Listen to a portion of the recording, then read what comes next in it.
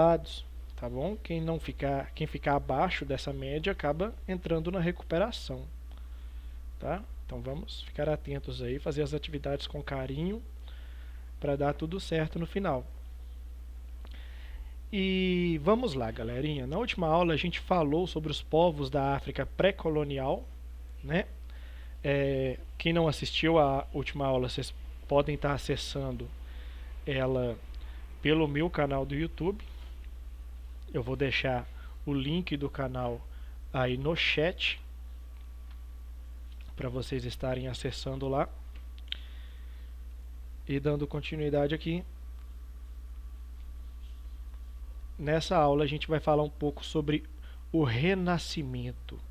E o Renascimento é um dos temas mais legais da história, tá bom, pessoal?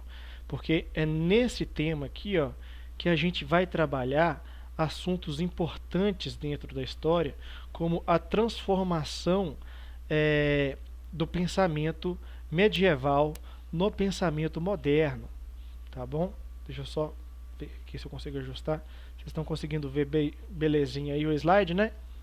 Sim, Então bora lá, bora meter bronca. Vai ser no Renascimento, pessoal, que a gente vai ver essa transformação do pensamento medieval, do pensamento do homem da Idade Média, para o pensamento moderno, né? E uma série de mudanças vão ocorrer aí nessa transição da Idade Média para a Idade Moderna, e em grande parte elas são marcadas aqui por esse processo que a gente chama de Renascimento, ok? Aqui o tema ele diz: o humanismo e o renascimento artístico, cultural e científico. Quando a gente fala de renascimento, a gente pensa justamente, né, em algo que está nascendo de novo, algo que já nasceu e está nascendo novamente. E é basicamente isso, pessoal. Ok? Mas antes da gente entrar nessa questão do porquê que o Renascimento ele recebe esse nome, a gente tem que entender qual que é a força ideológica que vai fundamentar o Renascimento. Essa força é o humanismo, ok? Sempre que a gente falar alguma palavra que tenha ismo no final, a gente está se referindo a uma ideia, a uma crença, a uma motivação de um grupo, ok? Por exemplo, o machismo. O machismo é a ideologia que diz que o macho é superior à fêmea, né? Dentro da espécie humana, né? Que o masculino é superior ao feminino. O feminismo é o que contrapõe o machismo, né? É a ideologia que tenta impor a realidade, né, de que a mulher ela é igual ao homem em muitos aspectos, ela até supera, né, o homem em capacidades, né? Outro aspecto outra palavra que a gente pode colocar aqui que tem o ismo no final, o comunismo, que diz que o socialismo, né, é a ideologia melhor, a que deve ser empregada. O capitalismo, né, que diz que o capital, que o fluxo de capital, que a oferta, a demanda, o mercado deve ser priorizado, né?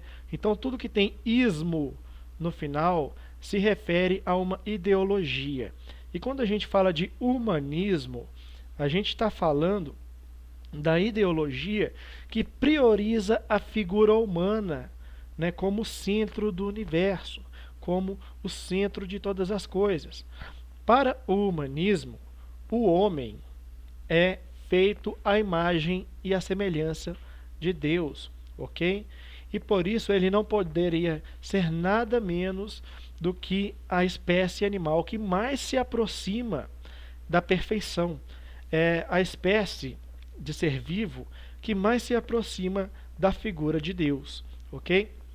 Então o humanismo ele vai representar essa supervalorização da figura humana, das qualidades do ser humano, né, das formas, das conquistas do ser humano dentro da história, dentro da sociedade, dentro da cultura e etc. Então vamos lá. O humanismo foi um movimento filosófico e literário que ocorreu nos séculos XIV e XV na Península Itálica. Inicialmente, o termo era empregado para designar os estudos de humanidades, ou seja, literatura clássica, história, dialética, retórica, aritmética, filosofia natural e línguas modernas. Mais tarde, esse nome, perdão, mais tarde recebe este nome porque representa a ideia que o homem estaria no centro de tudo, uma ideia antropocêntrica, ao contrário da mentalidade medieval, que era teocêntrica. Então deixa eu traduzir isso aqui para vocês, pessoal. A gente vai ter, deixa eu avançar aqui só um pouco para a gente poder entender, a Península Itálica, que vai ser essa região aqui, ok? E na Península Itálica vai ser uma região na Europa onde vários outros territórios vão entrar em contato com ela para fazer comércio. A gente vê que a Península Itálica ela fica bem no meio do mar Mediterrâneo, né? E aqui, nesse território aqui da Itália, onde hoje é a Itália, na época era chamado só de Península Itálica mesmo, várias cidades surgiram e dessas cidades várias culturas se encontravam, fazendo comércio, né, se interagindo, trocando experiências, trocando crenças, trocando ideias. E essa troca de ideias levou o homem a pensar, levou a humanidade, né, particularmente da Península Itálica, a pensar além daquela ideologia que era imposta pela Igreja Católica. Porque o que a Igreja Católica pregava durante a Idade Média? Que o ser humano era pecador, que o ser humano era manchado pelo pecado, que o ser humano não era digno, né? Que o ser humano estava na Terra para sofrer, né, pelos seus pecados, que se ele sofresse sem reclamar, sem questionar, se ele obedecesse às autoridades, né, no caso as autoridades do clero, né, as autoridades, os padres, os bispos, né, a autoridade da Igreja Católica, se ele respeitasse as autoridades do rei, a autoridade dos senhores feudais, né, se ele fosse assim, totalmente subserviente, totalmente obediente, talvez depois da morte ele pudesse ir para o céu, ele pudesse se encontrar com Deus. Então o homem não tinha valor durante a Idade Média. Ele era essa figura que era carregada de pecados, carregada de defeitos e que, se ele fosse muito bonzinho durante a vida dele, ele talvez poderia ir para o céu. E ele tinha que ficar feliz com isso. Vamos usar, por exemplo, aqui os servos, né? O servo era aquela classe que trabalhava nas terras do senhor feudal. O servo, ele não era nobre, ou seja, ele não tinha direitos de nobreza, ele não tinha terras, ele não tinha nada, né? Ele não era do clero, ele não era da Igreja Católica, né? Então ele não tinha os privilégios que a Igreja Católica tinha nessa época. O que o servo tinha que fazer então? O que o servo fazia durante a Idade Média? Ele trabalhava.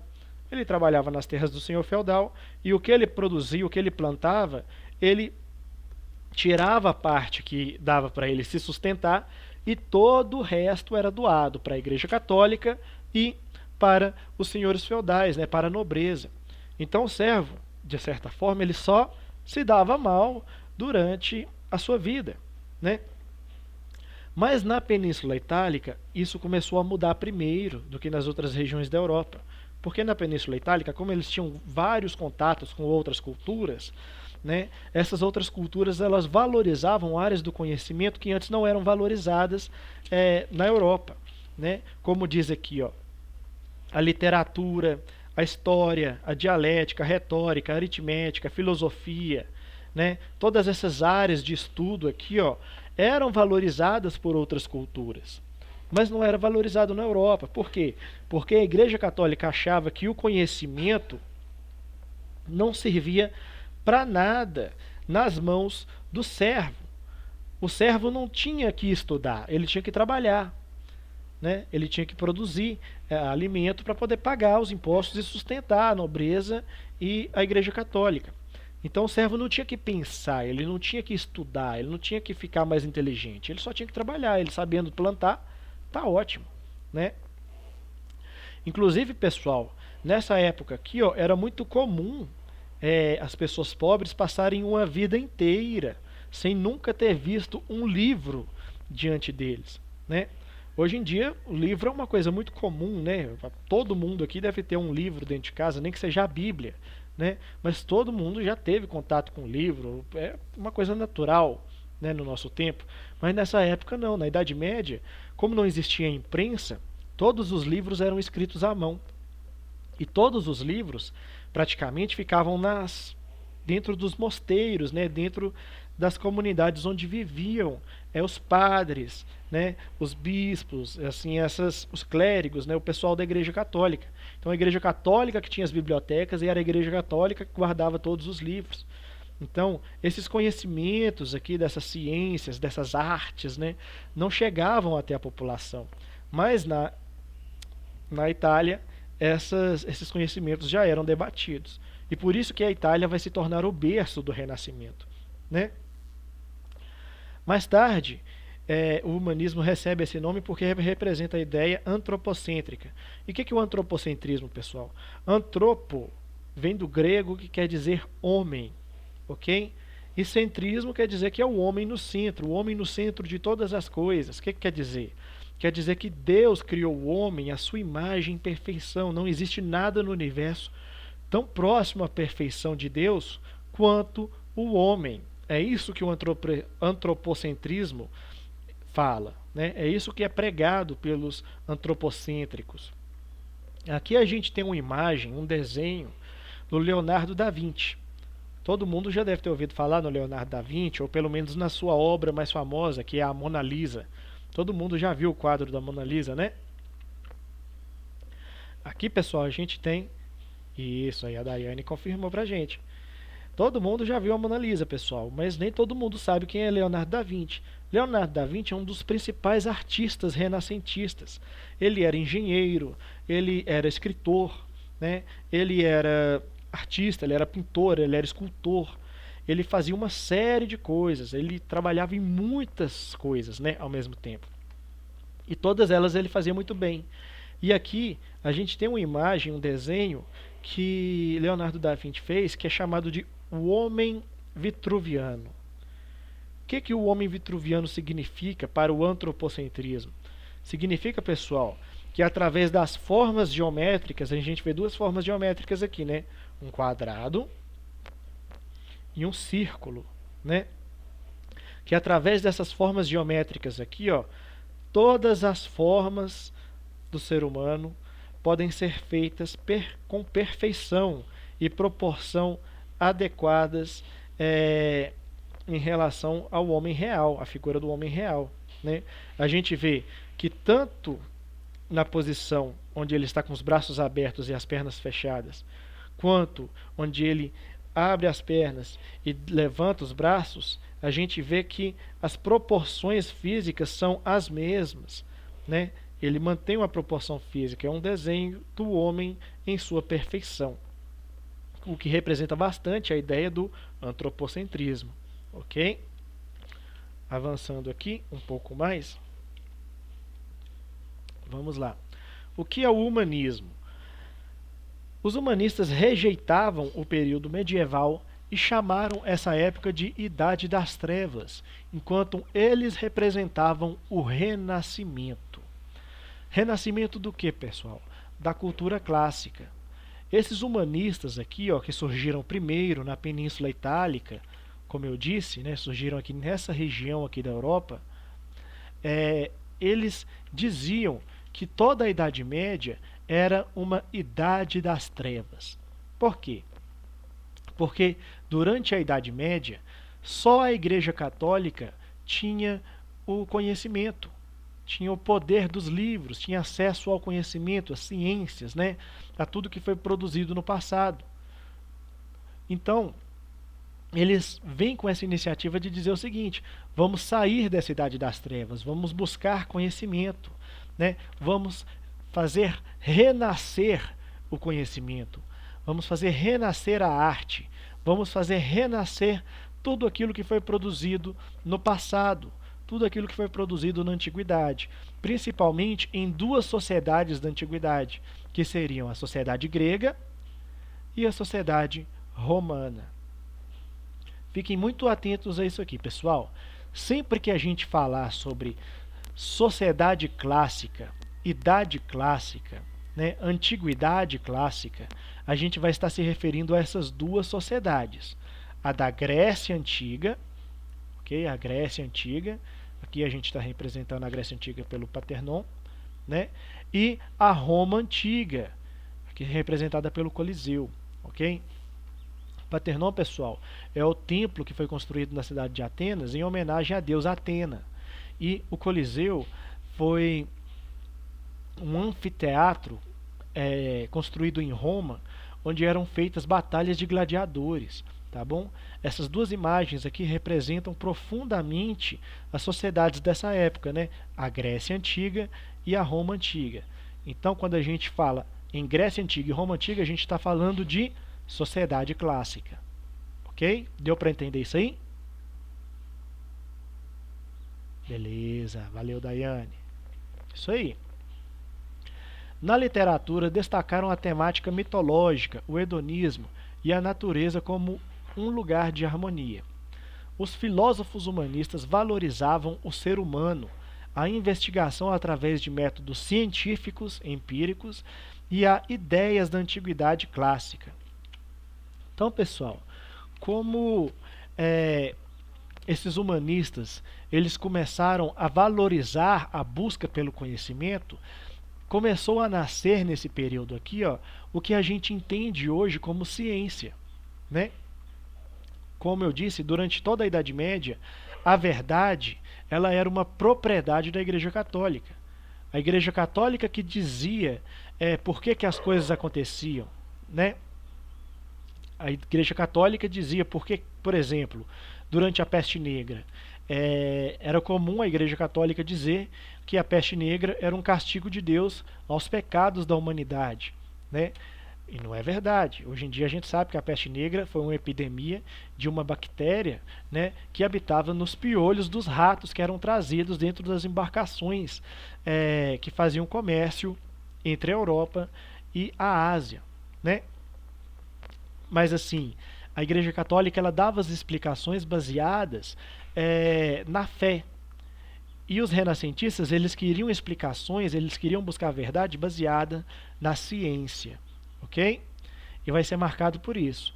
Os renascentistas eles vão valorizar a ciência e vão valorizar as sociedades da Grécia e da Roma Antiga, ok? Vamos lá. Características do humanismo. Só ver um negócio aqui, pessoal. Ok. Então vamos lá. Características do humanismo. O humanismo buscava na razão a explicação para os fenômenos do mundo. O humanismo teve como parâmetros principais a valorização da natureza e, a partir desses modelos, erigiu todo um corpo teórico de procedimentos. Para o humanista, estudioso da antiguidade clássica, somente com a ordem era possível chegar à harmonia. Esse princípio servia tanto para a arte como para a política. Ok? Só vendo um negócio aqui. Continuando aqui, galerinha. Nessa parte aqui, ó, a gente vê como os renascentistas eles valorizavam a figura humana, né, que a gente representou aqui falando do antropocentrismo, né, falamos aqui da cultura clássica, e agora vamos falar aqui de como a figura humana ela vai ser valorizada pelos renascentistas através desse tipo de procedimentos aqui, ó. Vamos olhar essas duas imagens. Tá todo mundo vendo aí essas duas imagens? Ok. Nessas duas imagens a gente vê Jesus Cristo, né? Na primeira imagem a gente vê Jesus Cristo andando numa cidade de Roma, né, junto com seus apóstolos. E aqui embaixo a gente também vê, né, Jesus Cristo junto com seus apóstolos. Mas essas imagens, apesar de estarem representando o mesmo personagem, são imagens bem diferentes, né? Na primeira imagem, uma coisa que a gente percebe é que existe nela uma noção de profundidade. A gente sabe que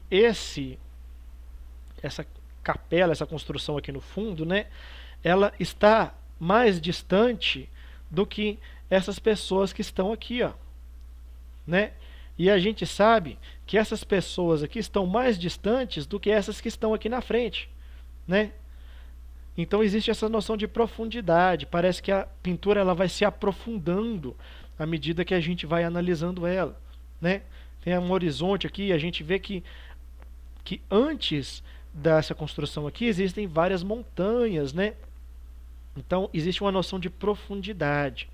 Aqui embaixo a gente vê Jesus ao centro, né? No centro de todas as coisas, e ao redor dele existem os seus apóstolos, né? Os 12 apóstolos, e Jesus aqui no centro. Aqui Jesus também está no centro da pintura, mas ele não é maior, ele não está representado com mais destaque do que os seus apóstolos, né? Nem do que os seus outros seguidores, né? O que a gente percebe da diferença aqui? A gente percebe que, pelos renascentistas, existe essa preocupação em fazer uma arte mais parecida com a realidade. A gente percebe que parece até uma foto, né?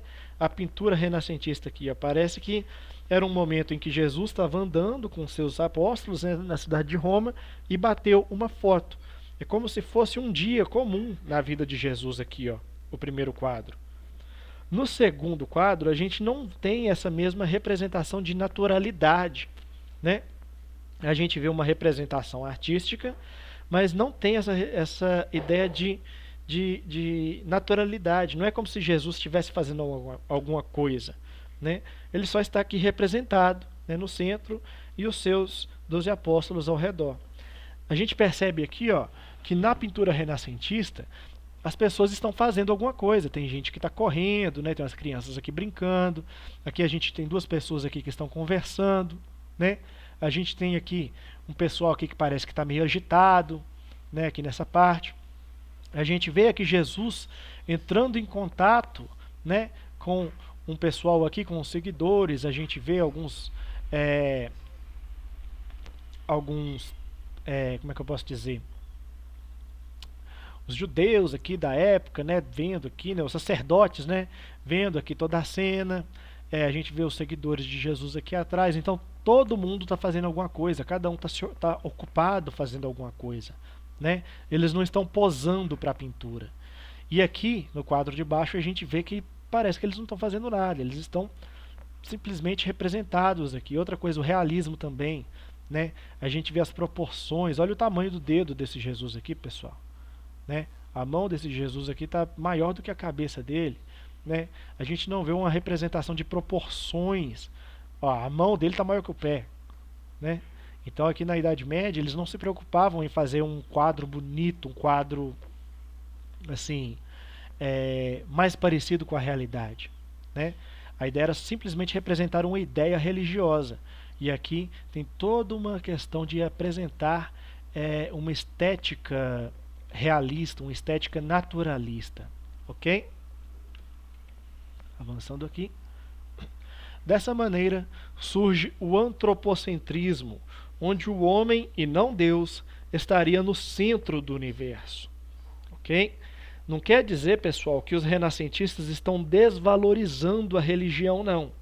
Eles só estão dando um valor maior ao homem, né? Dando uma valorização maior à figura humana, ok? Para que o homem, colocando o homem como uma figura que não deva ter vergonha por ser marcado pelo pecado, né, como a Igreja Católica impunha na cabeça das pessoas durante a Idade Média, mas sim uma figura que tenha orgulho das suas qualidades, né, por se aproximar tanto da figura divina. A gente tem aqui, ó, mais uma vez a imagem apresentando uma ideia. A gente tem aqui essa pintura da Capela Sistina, né, do teto da Capela Sistina, onde a gente tem Deus, junto com seus anjos, se aproximando de Adão, né, tocando Adão. A gente não vê Adão indo até Deus, a gente vê Deus até se inclinando aqui, né, para tocar Adão. Isso aqui é uma representação clara do antropocentrismo, onde o homem é o centro das atenções, o homem é o centro do valor, né, na arte, no pensamento renascentista. Outro aspecto também que a gente pode observar nessa arte é que Deus está dentro de uma carruagem, né, com formato indefinido aqui, ó, esse transporte aqui que ele está usando indefinido, né? Que é representado aqui por essa forma avermelhada, aqui ao fundo, onde os anjos também estão dentro. Se vocês pararem para observar bem, vocês vão ver que essa forma, né, que está onde Deus e os anjos estão dentro, é uma forma igual à forma do cérebro humano, né? Observem só, o córtex aqui, né, parece um cérebro humano. Ou seja, mais uma vez valorizando o conhecimento, a razão, né, do ser humano em relação à religião, ok?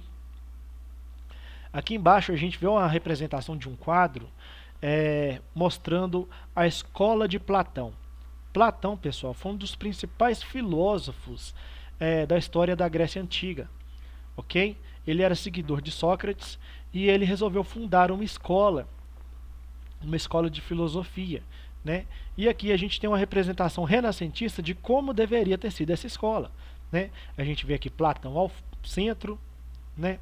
A gente vê toda essa questão do naturalismo, né? Uma naturalidade, como se as pessoas, como se fosse uma foto mesmo, capturando o momento. Todo mundo está fazendo alguma coisa, né? Tem gente que está conversando, gente debatendo ideia. Tem gente aqui que está lendo, outros estão escrevendo, né? Tem gente aqui conversando com Platão aqui no centro, né? Então toda essa representação de naturalismo, de naturalidade na representação.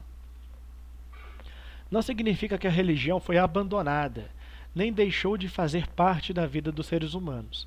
No entanto, o homem se vê agora como protagonista da história, dotado de inteligência e vontade e capaz de mudar o seu destino, né?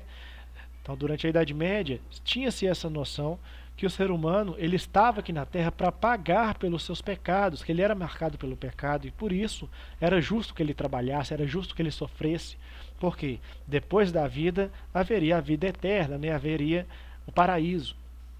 E aqui não, ele fala, poxa, o homem ele é feito à imagem e perfeição de Deus, né? Então ele tem o direito a ser feliz aqui nessa vida terrena.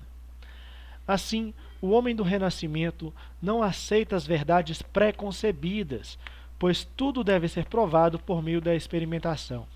Então aqui eles começam a questionar, pô, será que a Igreja Católica está falando a verdade? Será que esses padres aí, será que tudo isso que é dito pela Igreja Católica é a verdade? Será que a gente tem que aceitar isso como verdade sem pensar nisso? Será que a Terra realmente é plana, como a Igreja Católica está falando aqui? Será que as doenças acontecem porque Deus está com raiva? Né? Eles começam a questionar esses aspectos aí que a Igreja Católica afirma que são verdade, né? Eles começam a pensar, será que é verdade mesmo? Não seria melhor a gente fazer um experimento, a gente testar cientificamente, né, para chegar até a verdade? Se o que a Igreja Católica está falando é verdade e for provado cientificamente, tudo bem, né? Mas a gente tem que confiar mais na ciência, mais na verdade científica, do que na verdade religiosa. É isso que os renascentistas estão pregando, ok? Não estão pregando abandonem a igreja, não. Eles estão falando pensem antes de aceitar o que a igreja está entregando para vocês, ok? Aqui a gente tem as características do humanismo, né? Que dentro do humanismo algumas ciências novas surgiram, né? Como eu disse, começou-se a ter essa intenção de buscar novos conhecimentos, de buscar novas formas de pensar, né? E dentro desse estudo, dessa prática do estudo que não era valorizado e começou a ser valorizado a partir do Renascimento, surgiram algumas ciências, tá bom? E dentre essas ciências a gente pode citar três aqui, ó. A filologia, que é o estudo da origem das palavras, de onde surgiram as palavras, né, que a gente usa no nosso cotidiano, ok? A historiografia, que é o estudo da escrita da história, né? Por exemplo, vamos imaginar, aqui a gente tem um livro como é que eu posso dizer? Do Júlio César, né, o imperador de Roma. O imperador de Roma deixou aqui esse documento, esse livro, enfim. e a gente vai ler ele. Será que tudo que está escrito ali é a verdade? Será que a verdade do governante vai ser a mesma verdade do trabalhador, do plebeu? Será que a verdade do imperador vai ser a mesma verdade do comerciante? Vai ser a mesma verdade do cara que participa do Senado? Não, né? Então a gente começa a ver a historiografia surgindo aqui, ó, pensando em no estudo da história escrita e da escrita da história. Será que tudo que está escrito representa uma verdade absoluta? Ou será que ela representa somente a verdade de quem escreveu aquela fonte? Né? Isso aqui que vai abordar a historiografia, o estudo da escrita da história, de documentos escritos. Historiografia, né? Grafia, escrito. E a anatomia, tá bom, pessoal? Que é o estudo do funcionamento do corpo humano. O que é anatomia?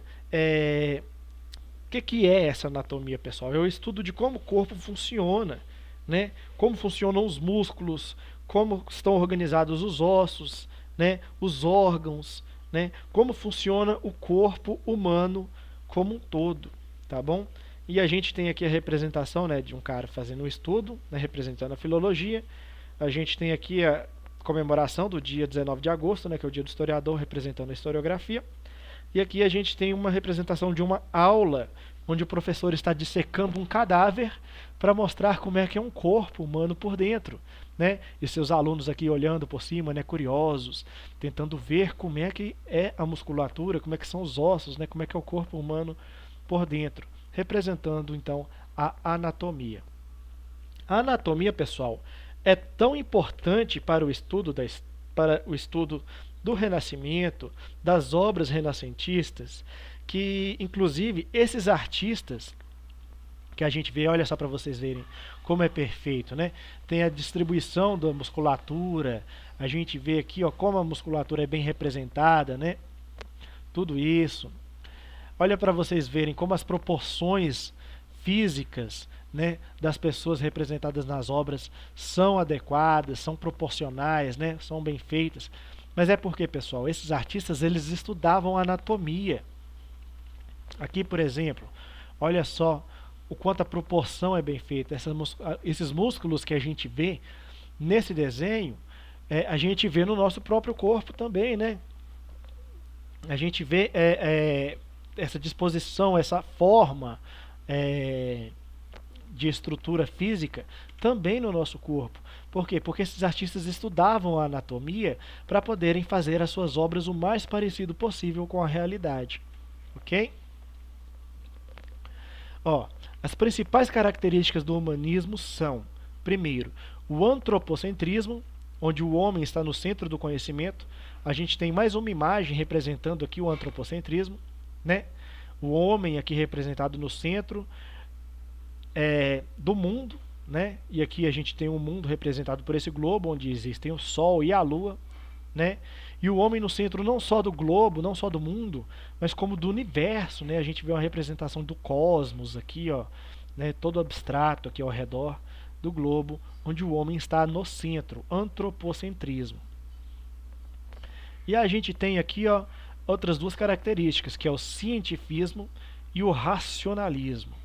O cientifismo é essa iniciativa, esse esforço de encontrar respostas, de encontrar a verdade através da ciência, né? E através do estudo de fenômenos naturais, ok?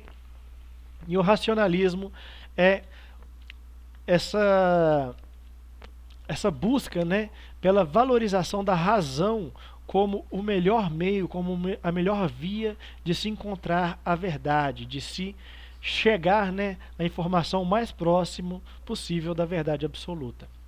E aqui por baixo a gente tem uma representação da imagem do Isaac Newton, quando ele descobre como que a luz se divide para formar o espectro de cores.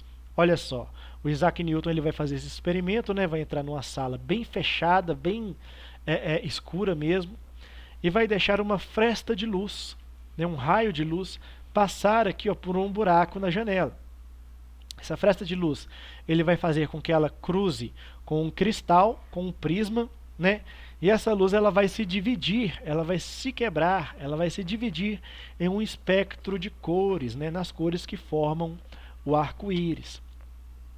E quando ele vê esse experimento, né, sendo feito, ele vê o resultado desse experimento, né, do raio de luz passando pelo prisma, formando aqui o espectro de luz com todas as cores do arco-íris, ele percebe que a água, né, a umidade do ar também faz esse efeito na luz solar, o que gera o arco-íris, né? Que a nossa visão, a forma como a nossa visão identifica as cores, também tem a ver com essa reflexão da luz do sol, né, sobre as coisas materiais, sobre as coisas físicas, né? No caso do arco-íris, a luz do sol se refletindo sobre as gotículas de umidade do ar, né? E aqui a gente tem o espectro de luz sendo feito pela divisão dessa luz aqui, desse raio de luz, passando pelo prisma, ok? Outras das principais características do humanismo são: primeiro, a demonstração da figura humana, suas expressões e detalhes das proporções, baseadas nos modelos greco-romanos, ok? E também a descentralização do conhecimento, onde a igreja perde o monopólio do conhecimento com o desenvolvimento da imprensa. Sobre essa valorização, pessoal, das culturas grega e romana, pode-se dizer que a mitologia grega e a mitologia romana, elas compartilham muitos das suas lendas, dos seus mitos, né?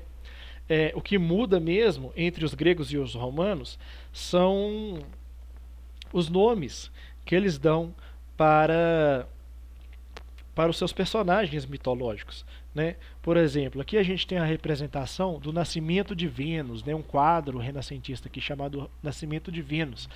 Vênus era a forma que os romanos chamavam a deusa grega Afrodite, ok? Então eles tinham os mesmos deuses, mas eles davam nomes diferentes a eles, ok? Então aqui a gente tem o nascimento aqui de Afrodite, de uma concha, né? Sendo aqui protegida, né? Sendo aqui acolhida por outras divindades, ok? E aqui abaixo a gente tem uma representação da prensa móvel. Essa aqui, pessoal, é uma das maiores invenções da história, tá bom? Se hoje nós temos livros em casa, é por causa desse cara aqui, ó, o Gutenberg, né? O Johann Gutenberg é o cara que vai inventar a prensa móvel, que vai possibilitar que os livros impressos possam chegar até as pessoas. Como eu disse, para você escrever um livro antes, para você ter um livro antes, você tinha que pegar um livro que já estava escrito e copiá-lo à mão, escrevê-lo de novo à mão, para você reproduzir um livro. Agora aqui não. Quando ele inventou a prensa móvel, que é tipo uma prensa mesmo, né? Tipo um carimbo, ele vai mudar aqui as peças desse carimbo, né? E pressionando esse carimbo aqui, dessa prensa móvel, contra uma folha de papel, ele vai ter uma página inteira de um livro, né? Então, uma página de um livro que antes, né, vamos imaginar, para um padre ter uma página de um livro, ele poderia gastar horas copiando, né, uma única página. Gutenberg ele conseguia fazer uma única página em segundos, né? Em minutos ele poderia fazer um capítulo, né? Em um dia ou em alguns dias ele poderia imprimir um livro inteiro, né? Tudo usando essa mecânica aqui, ó, da prensa móvel. E foi graças à prensa móvel, pessoal, que muitas pessoas tiveram acesso aos seus primeiros livros, né? Como eu disse, era muito comum as pessoas morrerem sem ter contato com os livros, e através da prensa móvel os livros começaram a ficar populares, ou seja, as pessoas começaram a ter acesso ao conhecimento dos livros.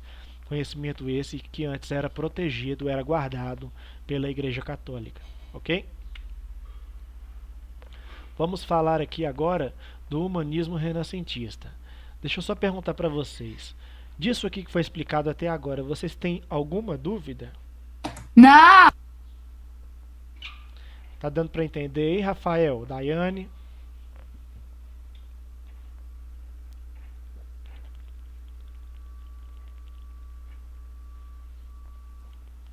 Rafael, Daiane? Sim, Beleza, Rafael, você está aí? Oi, Rafael.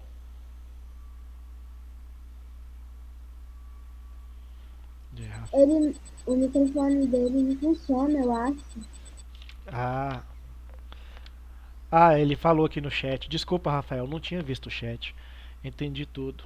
Beleza. Que bom, pessoal. Então vamos continuar aqui, né? O humanismo renascentista. O humanismo ocorre dentro do Renascimento entre os séculos 14 e 15 na Península Itálica, especialmente em Florença. Aqui a gente tem uma representação, né, da Península Itálica, como eu já falei, e aqui a gente tem, dando um zoom aqui, né, no território da Península Itálica. Península Itálica, pessoal, é essa parte de terra aqui que fica na Europa, que faz margens, né, com o mar Mediterrâneo, ok? E tem esse formato de bota, tem esse formato de perna, né, com a bota de salto alto, tá vendo? Como se estivesse chutando uma pedra, esbarrando uma pedra, alguém andando com a bota de salto alto esbarrando uma pedra. Esse é o formato da Península Itálica, tá bom? Como eu disse para vocês, a Península Itálica era um local de grande encontro, né, de várias culturas. Vinha gente das Índias, da Ásia, do norte da África, né, de toda a Europa, se encontravam aqui para fazer comércio, porque o mar Mediterrâneo era um local usado por várias culturas para poderem fazer comércio, vender seus produtos, né? E esse encontro de ideias acabou favorecendo a Itália como berço do Renascimento, né? Na época, aí vai falar aqui também da cidade de Florença, pessoal. Dando um zoom aqui na Península Itálica, a gente vê aqui, ó. Não sei se vocês estão conseguindo ver aí no mouse, aonde fica a cidade de Florença, tá bom?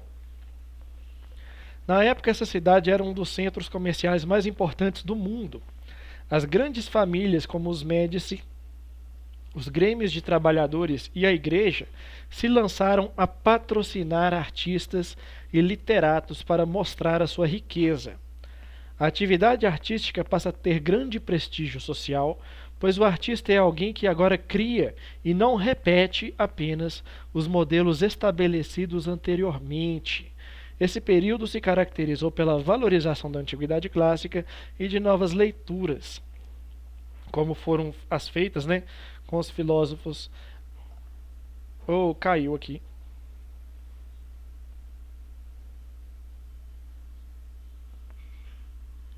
Opa.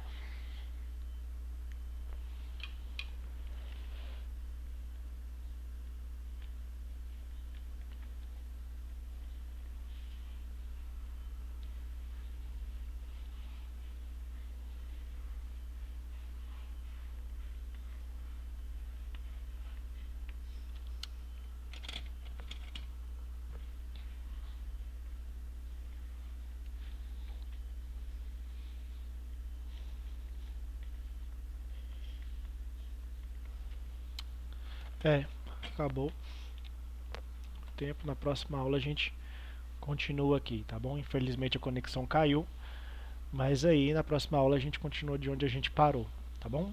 Valeu e obrigado.